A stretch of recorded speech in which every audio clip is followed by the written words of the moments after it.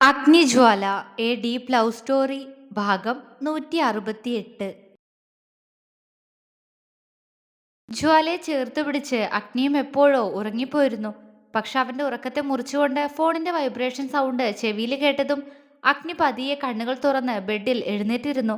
തനിക്കരികിൽ കിടന്നുറങ്ങുന്ന ജ്വാലയൊന്ന് നോക്കിക്കൊണ്ട് അവൻ പതിയെ ടേബിളിൽ നിന്ന് അവന്റെ മൊബൈൽ കൈനീട്ടിയെടുത്തു.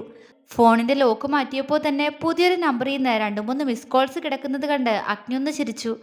ഫോൺ സൈലന്റിലായിരുന്നത് കൊണ്ട് തന്നെ കോള് വന്നത് അവൻ അറിഞ്ഞിരുന്നില്ല. തിരികെ ഫോൺ ടേബിളിലേക്ക് വെക്കാനൊരുങ്ങും മുന്നേ ഒരു മെസ്സേജ് അവന്റെ ഫോണിലേക്ക് വന്നു. അഗ്നി അത് ഓപ്പൺ ചെയ്ത് നോക്കി. അഗ്നി, ഞാൻ നിങ്ങളുടെ റൂമിന്റെ പുറത്തുണ്ട്. ഒരുപാട് നേരമായിട്ട് ഞാൻ വെയിറ്റ് ചെയ്യുന്നു. അഗ്നി ഉറങ്ങിപ്പോയോ? അത്രയുമായിരുന്നു മെസ്സേജ്. അഗ്നി പല്ല് കടിച്ചുകൊണ്ട് അതിലേക്ക് നോക്കി. പണ്ടാരം, ഇതിനായിരുന്നു ഇന്ന് പുറത്തേക്ക് പോയെ. വേറെ ഫോണും വാങ്ങി, നാശം. അഗ്നി പിറുപിറുത്തു. അഗ്നി ഇന്ന് റൂമിലേക്ക് പോകും മുന്നേ മീനുവും പൊന്നുവും വന്ന് അവനോട് പറഞ്ഞതാണ് സുരഭി ഇന്ന് പുറത്തേക്ക് പോയിരുന്നു എന്ന്. അവര് തടയാൻ ശ്രമിച്ചെങ്കിലും അവൾ അവിടെയുള്ള ഡ്രൈവറോട് പറഞ്ഞ് അവിടുത്തെ കാറിൽ തന്നെയാണ് പോയത്.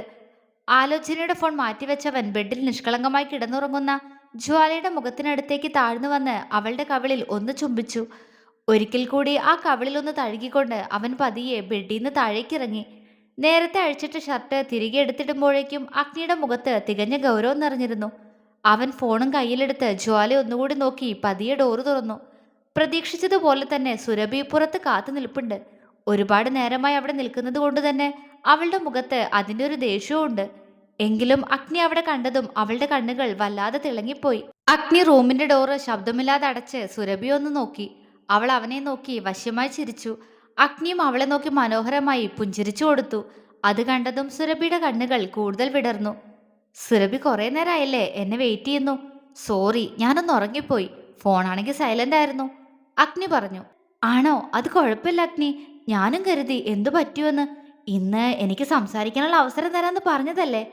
അവള് പുഞ്ചിരിയോടെ പറഞ്ഞു. സംസാരിക്കാലോ. അവനും പറഞ്ഞു. നമുക്ക് എങ്ങോട്ടെങ്കിലും ഒന്ന് മാറി നിൽക്കാൻ. താഴെ റൂമിലേക്ക് പോകാൻ പറ്റില്ല. അവിടെ സൗബിയുണ്ട്. അരവിന്റെ പൊന്നുവിന്റെ കയ്യിൽ നിന്ന് അടിവാങ്ങി കിടക്കുക അവളവിടെ. സുരഭി പുച്ഛത്തോടെ പറഞ്ഞു. അയ്യോ, അതെന്തു പറ്റി? അഗ്നി ഒന്നും അറിയാത്തതുപോലെ ചോദിച്ച് അവരുടെ റൂമിന്റെ അങ്ങേ സൈഡിലുള്ള അടച്ചിട്ട മറ്റൊരു റൂമിലേക്ക് നടന്നു. എനിക്കറിയില്ല. അവൾക്ക് അരവിന് ഇഷ്ടാണെന്നാ പറഞ്ഞേ. അത് അവനോട് പറഞ്ഞപ്പോ അതിനവൻ അടിച്ചൂന്ന്. സുരഭിയും അവനൊപ്പം നടന്നു. ഏയ്, അപ്പൊ അങ്ങനെ വെറുതെ ഒന്നും ആരെ അടിക്കില്ല സുരഭി. ശരിയായിരിക്കും അഗ്നി. കാരണമൊന്നും ഞാൻ ചോദിച്ചില്ല. ഒന്നാമത്തെ കാര്യം, എനിക്ക് എന്റെ കാര്യത്തിലല്ലാതെ മറ്റാരുടെ കാര്യത്തിൽ ഇടപെടുന്ന ഇഷ്ടമല്ല. അതുകൊണ്ട് തന്നെ അവൾക്ക് തല്ല് കിട്ടിയാലേ എനിക്കൊരു വിഷമവും ഇല്ല. സുരഭി ഉള്ളത് പറഞ്ഞു. അത് നല്ലതാ. ചിരിയോട് അതും പറഞ്ഞ അഗ്നി ഒരു റൂമിന്റെ ഡോർ തുറന്നു. ഈ റൂമിലിരുന്ന് സംസാരിക്കാ അല്ലേ സുരഭി? അഗ്നി ചോദിച്ചു. സുരഭി വേഗം ആ റൂമിനകത്തേക്ക് കയറി. അവളുടെ കണ്ണുകൾ വല്ലാതെ തിളങ്ങി. അത്യാവശ്യം വലിയൊരു റൂം തന്നെയായിരുന്നു അത്. ഒരു കട്ടിലും ബെഡും ടേബിളും മാത്രമേ അതിനകത്തുള്ളൂ. പിന്നെ ചുമരിൽ പലതരത്തിലുള്ള പെയിന്റിങ്സ്. വാവ്, കൊള്ളാലോ അഗ്നി. ഇവിടെ ഇങ്ങനെ റൂം ഉണ്ടായിട്ടാണോ എനിക്ക് ഈ റൂം തരാതിരുന്നേ? അവള് മുഖം വീർപ്പിച്ചുകൊണ്ട് ചോദിച്ചു. ഇപ്പൊ തന്നില്ലേ സുരഭി? ഈ റൂമിനി സുരഭി എന്നും ഓർക്കും.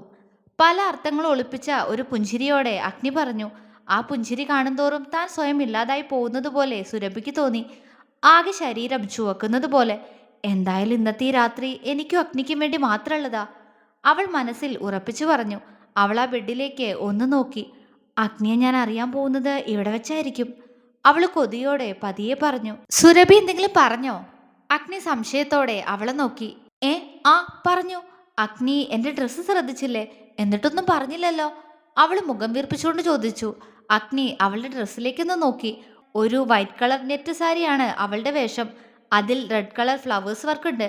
ആ വേഷത്തിൽ അവളുടെ ശരീരം നന്നായി എടുത്തു കാണിക്കുന്നുണ്ടായിരുന്നു. അവളെ അങ്ങനെ ഒരു വേഷത്തിൽ അഗ്നി ആദ്യമായിട്ട് കാണുകയാണ്. അവനെ മയക്കാൻ വേണ്ടി അവൾ ധരിച്ച വേഷം. പക്ഷേ അഗ്നിയെ മോഹിപ്പിക്കാൻ അവന്റെ കുഞ്ഞനല്ലാതെ മറ്റാർക്കും കഴിയില്ലാന്ന് അപ്പോഴും സുരഭി ഓർത്തിരുന്നില്ല. ചുണ്ടിൽ വിരിഞ്ഞ പുച്ഛം മറച്ചു വെച്ച് അവൻ അവളെ സംശയത്തോടെ നോക്കി.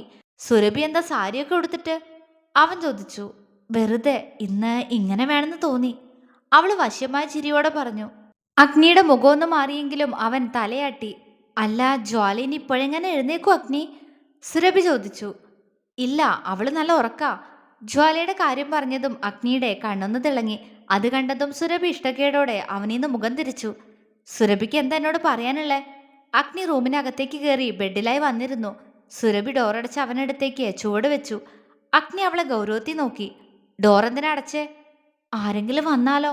അത് ശരിയാവില്ല അഗ്നി. എനിക്കിന്ന് അഗ്നിയോട് ഒരുപാട് സംസാരിക്കാനുണ്ട്.